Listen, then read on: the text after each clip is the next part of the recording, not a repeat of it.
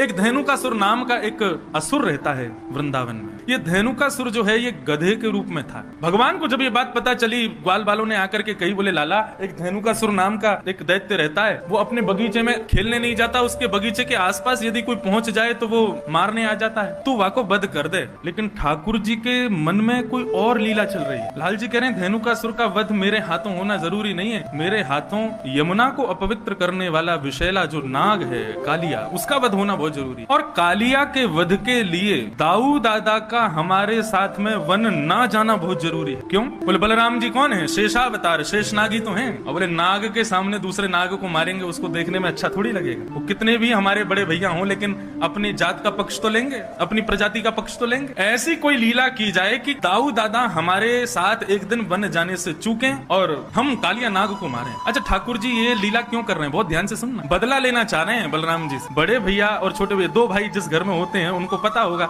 बड़ा भैया हमेशा कहा करे छोटे भैया को चिढ़ाते ही रहे। और ठाकुर जी को बहुत चिढ़ाते हैं दाऊ दादा, इतना चिढ़ाते हैं, इतना चिढ़ाते हैं, सूरदास जी ने तो एक पद लिख दिया। ठाकुर जी ने समस्त बाल वालों से कहा भैया देखो धेनुकासुर का वध हम नहीं करेंगे, यदि धेनुकासुर को मरवानो है तो दाऊ दादा ते कहो, हम अकेले थोड़े ही हैं बलवान, दाऊ दादा भी तो बलवान है। सब ग्वाल बाल दौड़े दौड़े दाऊ दादा के पास गए, बोले दाऊ दादा आपके बल की तो कहा कही जाए, आप तो इतने बलवान हो, ऐसे हो वैसे हो, खूब प्रशंसा की। हर बार असुरन को कन्हैया मारे, आप कब मारोगे? दाऊ दादा बोले हम तो कोई कहवे ही ना है, हमें कोई बतावे ही ना है, कोई असुर को मारनो, हमें बताओ तो हम मारे। तब सबने बताई, बोले धेनुकासुर नाम का एक दैत्य आया है वृंदावन में, आप उसको मार दो। दाऊ दादा ने तो महाराज कसली अपनी कमर, बोले अभी बता मैं कहां है धेनुकासुर, अकेलो कन्हैया बलवान थोड़ी है, हम भी कम थोड़ी है कन्हैया थे। अब यहाँ दाऊ दादा सब ग्वाल बालों के संग जा रहे थे। ठाकुर जी ने मधुमंगल को बुलाया, बोले सुन यहाँ पे। दाऊ दादा जैसे ही धेनुकासुर को वध करे ना, पूरे वृंदावन में हल्ला मचा दियो, बोले दाऊ दादा ने गधा मारो, यूं मत कहियो असुर मारो। पूरे वृंदावन में हल्ला मचवा दियो और सबंत कह दियो दाऊ दादा ते छुए नहीं, गधा को मार के आए। मधुमंगल बोलो मुंह को कहां मिलेगा? बोले बढ़िया दूध पिवाऊंगा तो, और तू कहेगा छाछ पिवाऊंगा, दही दे दूंगा, मक्खन खवाऊंगा अपने हाथ से, तू मेरे बस इतना काम कर दे। मधुमंगल बोलो ठीक है कर दूंगा। अब महाराज दाऊ दादा धेनुकासुर को मारने के लिए गए। साधारण गधा नहीं था, विशाल विकराल गधा, एक पूरा वन उसके वश में था, आज भी वो वन है। जैसे ही दाऊ दादा को धेनुकासुर ने देखा, दूर से ही महाराज दुलत्ती उठाता हुआ धेनुकासुर आया। दाऊ दादा ने दांव पेच खेला, उसके भीतर नीचे से जाकर के उसके दो टांगों को पकड़ के आसमान में 4-5 बार घुमा घुमा के एक वृक्ष के पास जाकर के फेंक दिया। वृक्ष से टकरा करके धेनुकासुर का वध हो गया। अब दाऊ दादा सोच रहे हैं लाला हमारो इतने सारे राक्षसन को मारे, सब लोग या को कंधा पे उठा करके सब नाचे गावे धूम मचावे, पूरे ब्रजमंडल में पुष्प वर्षण होवे, गोपी अटारीन ते फूल वर्षा में सब स्वागत करें लाला को, आज वैसे ही स्वागत मेरो होवेगो। श्रीदामा आदि सब सखाओं से ठाकुर जी ने कही तुम लोग खूब जय जयकार करते हैं इनकी, और मधुमंगल से कही तू पहले भाज के सबन को बता दियो गधा को मार के आ रहे हैं। अब तो श्रीदामा तन सुखा मन सुखा धन सुखा सबरे ठाकुर जी के सखा दाऊ दादा की खूब प्रशंसा कर रहे हैं। जय हो दाऊ दादा की जय हो, बलभद्र भैया की जय हो, शंकरषण भैया की जय हो, खूब प्रशंसा कर रहे हैं। दाऊ दादा कह रहे हैं अब वृंदावन आवे वारो है, समस्त गोपियां छत पे खड़े है के पुष्प बरसाएंगी, यशोदा मैया मेरी आरती उतारेगी, रोहिणी मुंह को हृदय से लगावेगी, कन्हैया मुंह को दंडवत प्रणाम करेगा, आज मैंने भी राक्षस मारो। लेकिन यहाँ जैसे ही दाऊ दादा वृंदावन में पहुंचे, गोपियां सामने से निकले और मुंह पे हाथ धर के खूब जोर से हंसे, ग्वाल बाल बगल से निकले तो हंसी मजाक करते हुए निकले, अरे दाऊ दादा तुमने तो नाक कटा दी आज हमारी। अटारीन पे गोपियां सब खड़ी हैं लेकिन मुंह को ढक करके खड़ी और जोर जोर से हास परिहास कर रही हैं। दाऊ दादा जिस गली से निकले वहां यदि समूह होता सब अरे भागो भागो भागो, या छुवियों मत गधा को मार के आयो है। दाऊ दादा के नेत्र लाल पड़ गए, आंसू निकलने लगे, रोते भय पहुंच गए यशोदा मैया, सब समझ गए किसने किया ये काम। रोते रोते गए यशोदा मैया से जाके बोले आज लाला ने मेरी ऐसा अपमान करवाया पूरे वृंदावन में, मैया मैंने राक्षस मारो, मैंने दैत्य मारो, भले ही वो गधा के रूप में हो लेकिन राक्षस हटाओ। और कन्हैया ने पूरे वृंदावन में झूठी खबर फैला दी कि मैंने गधा मारो है। दोनों भैया में हाथापाई हेन लगी, दोनों लड़न लगे। यशोदा मैया आई, दोनों के बीच बचाव कियो, दूर दूर किए, बोले कहा करना चाहो आज बता दो। दाऊ दादा बोले मैं बड़ा हूं, मैं पहले बोलूंगा। बोले बोल। बोले आज के बाद कन्हैया के संग में खेलवे नहीं जाऊंगा वन में। ठाकुर जी तुरंत चरणों में गिर गए, जय। अरे दाऊ दादा ऐसे मत करो, आपके बिना तो मैं कैसे खेलूंगा, आपके बिना कैसे जाऊंगा, आपके बिना मेरा मन कैसे लगेगा, मेरा ख्याल कौन रखेगा, मुकुमा वन में भोजन कौन करावेगा। दाऊ दादा बोले अब तो को पता चलेगी, अब अकेलो जा, मैं ना जाऊंगा तेरे संग, मैं अपनी दूसरी मित्र मंडली बनाऊंगा, वहां के संग रहूंगा, तू अपनी मित्र मंडली के संग जा। ठाकुर जी झूठे आंसू बहाने लगे। दाऊ दादा कह रहे हैं 2-4 दिन थोड़ा सा रूठेगा फिर मना लूंगा। ठाकुर जी लेकिन अंदर ही अंदर प्रसन्न हो रहे हैं, वाह भाई बहुत बढ़िया, अब कम से कम ये दूर तो रहेंगे, एक आध दिन में ही हम काम कर देंगे, कालिया नाग का वध करना है इनके बिना कर। ठाकुर जी बहुत चिंतित हैं कालिया नाग को लेकर। भगवान को 2-4 बार खबर मिली कि कुछ गाय यमुना का जल पीने के लिए जाती हैं और वहां यमुना जल पीते ही मूर्छित हो जाती हैं। आज प्रातः काल का सूर्य उदय हुआ, अपनी समस्त ग्रहचर्याओं को निवृत्त होकर के ठाकुर जी अपने समस्त ग्वाल मंडली के साथ में कंडुक क्रीड़ा करने के लिए यमुना पुलिन पर जाने लगे। आज ठाकुर जी उस दिशा में जा रहे हैं जहां आज तक कभी नहीं गए। मधुमंगल, श्रीदामा आदि सब ठाकुर जी को रोक रहे हैं। बलराम जी होते हैं तो बलराम जी जो कहते हैं ठाकुर जी को करना पड़ता है, लेकिन आज रोकने वाला कोई नहीं। श्रीदामा कहते हैं लाला आज हम दूसरी तरफ क्यों जा रहे हैं? बोले आज हम यहीं खेलेंगे। वहां खेलते खेलते हार गए। सब ग्वाल बाल कहते हुए जा रहे हैं लाला यहाँ मत जा, हमने सुनी है यहाँ पे कोई कालिया नाग रहे और वाक्य कारण गैया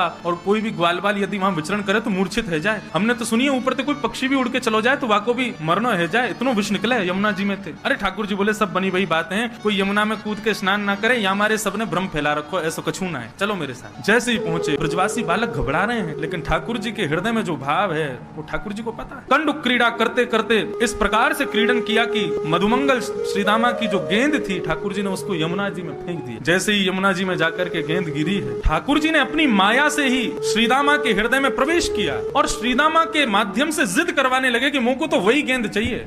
नहीं तो क्रीड़ा करते करते कितनी गेंद खोती हैं, कभी श्रीदामा मधुमंगल क्रोधित नहीं होते, कुंपित नहीं होते, लेकिन आज श्रीदामा जिद कर रहा है मुझको वही गेंद चाहिए। बाकी के सब सखा मंडली के सब श्रीदामा से कह रहे हैं अरे ठीक है लाला दूसरी गेंद आ जाएगी, ऐसे तो जाती रहे, तू आज इतना गुस्सा क्यों है? श्रीदामा बोला सब शांत है जाओ, कन्हैया मुझको वही गेंद चाहिए, लेके आ। ठाकुर जी बोले यहाँ में कालिया नाग रहे, श्रीदामा देख ले कूद जाऊंगा मैं। बोले मुझको कछु ना पता, कैसे भी करके लेके आ। ठाकुर जी बोले मुझको चुनौती मत दे, मैं कूद जाऊंगा। सब ग्वाल बाल वहां श्रीदामा और ठाकुर जी के बीच के जो वाद संवाद है, युद्ध है, उसको शांत करने की कोशिश कर रहे हैं। लेकिन इतने में ही ठाकुर जी ने अपनी काली कमली को कसा और एक मल्ल की तरह, एक पहलवान की तरह ठाकुर जी कहते हैं आज या कालिया नाग को ही देखूंगा। कदम पर जैसे ही चढ़े श्रीदामा को स्मृति आई कि ये क्या हो रहा है, लाला तू कदम पे काई को चढ़ो? बोले तेने कही ना तुमको गेंद चाहिए, मैं गेंद लेके आऊंगा। अब तो श्रीदामा कहने लगा, बोले नहीं नहीं लाला यहाँ मत कूदियो, तू वापस आ जा। इतना कहना ही हुआ कि ठाकुर जी ने कदम के डाल से एक छलांग मारी और सीधे काली देह में प्रवेश कर गए। काली देह में भीतर प्रविष्ट हो गए ठाकुर जी। सब ग्वाल बाल त्राहिमाम चिल्लाते हुए दौड़े वहां से बन की वृंदावन की ओर। सब ब्रजवनिताओं को बुलाने के लिए, ब्रजवासियों को बुलाने के लिए सब दौड़े। यहाँ काली देह में जैसे ही ठाकुर जी ने प्रवेश किया, प्रवेश करते ही कालिया नाग सो रहा है और कालिया नाग की नाग पत्नियों ने ठाकुर जी का दर्शन किया। नाग पत्नियां मन में विचार कर रही हैं ये कौन आया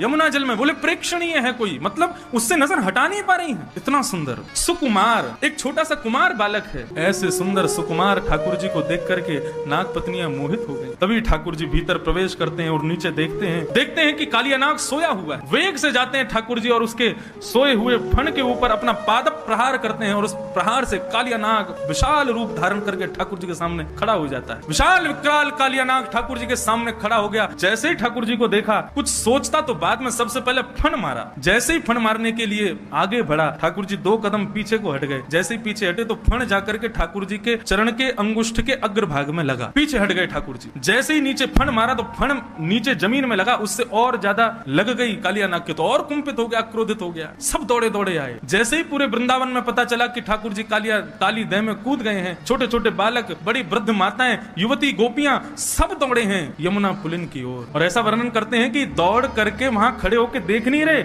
सब दौड़ करके काली देह में कूदने को ही तत्पर हो रहे हैं। इतने में ही बलराम जी पहुंचे और बलराम जी ने जाकर के काली देह के किनारे पर समस्त गोपांगनाओं को, समस्त ब्रजवासियों के चरणों में प्रणाम करके सबको रोका। जैसे ही कालिया नाग ने अपने फन उठा करके ठाकुर जी की ओर अपने फन को झुकाया और जैसे ही डसने को आगे बढ़ने लगा, बलराम जी ने ऊपर से ही ठाकुर जी को देख लो, कन्हैया इतनी प्रतीक्षा किस बात की कर रहे हो? अरे इस काली नाग को मजा क्यों नहीं चका देते? जब बलराम जी ने ये आश्वासन दे दिया कि हमको कोई दिक्कत नहीं है, तुम कर लो जो करना है, ठाकुर जी ने तुरंत अपना वेग से शरीर फुलाना शुरू किया। कालिया नाग की नस नस ढीली हो गई। कालिया नाग को लगा यदि अभी मैंने इस बालक को नहीं छोड़ा तो पूरा शरीर फट जाएगा मेरा। तुरंत अपने शरीर को ढीला कर दिया कालिया नाग ने। 101 फण है उसके, अपने प्रत्येक फण से जीव को बाहर निकालता है ठाकुर जी का। ठाकुर जी को दसने के लिए जिस जिस मुख से अपना फण बाहर निकालता है, उस फण पर ठाकुर जी अपनी एड़ी दबाते हैं, चरण नहीं रखते हैं, अपने चरण के पिछले भाग से उसके मस्तिष्क को रोंदते हैं। अब 101 फण वाला कालिया नाग कभी पहली जीव को निकाले, कभी 10वीं जीव को निकाले, कभी 80वीं जीव को निकाले।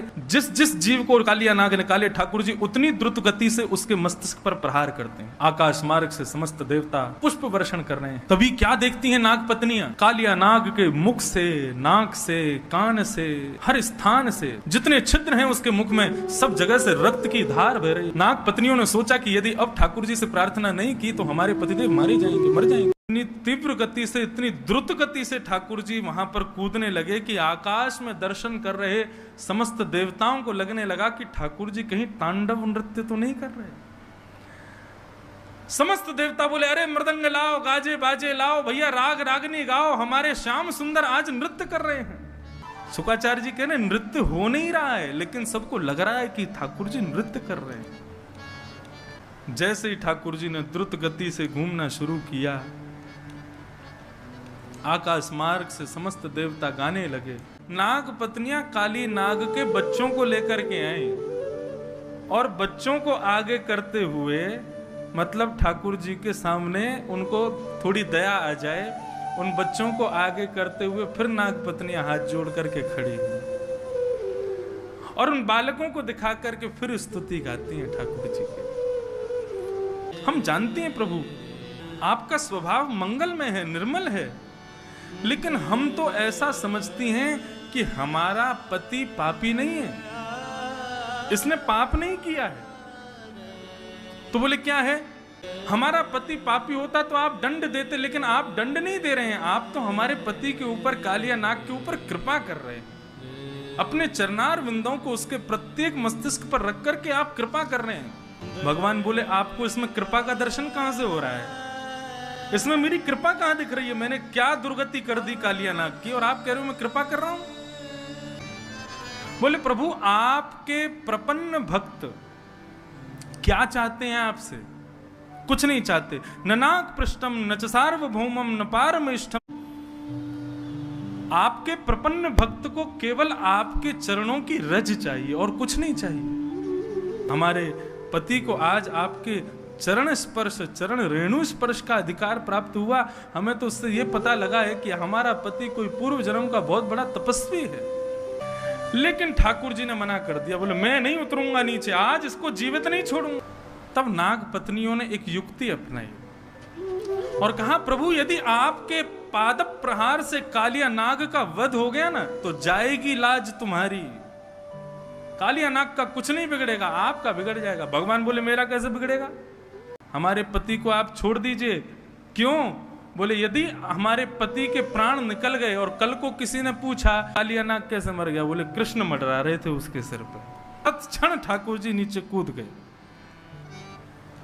बोले नहीं फिर तो हम कालिया नाग को छोड़। कालिया नाग के फण से नीचे उतर गए ठाकुर जी। कालिया नाग कहता है मुझे विषैला आपने बनाया, मुझे क्रोधी आपने बनाया, इसमें मेरी क्या गलती है, आप मुझे क्यों मार रहे हैं। और अंत में तो यही कह देता है ये जो कुछ भी हो रहा है इन सब में मेरा कोई दोष नहीं है, भगवान ही कारणम, आप ही कारण हो, क्योंकि आपने ही मुझे ऐसा बनाया।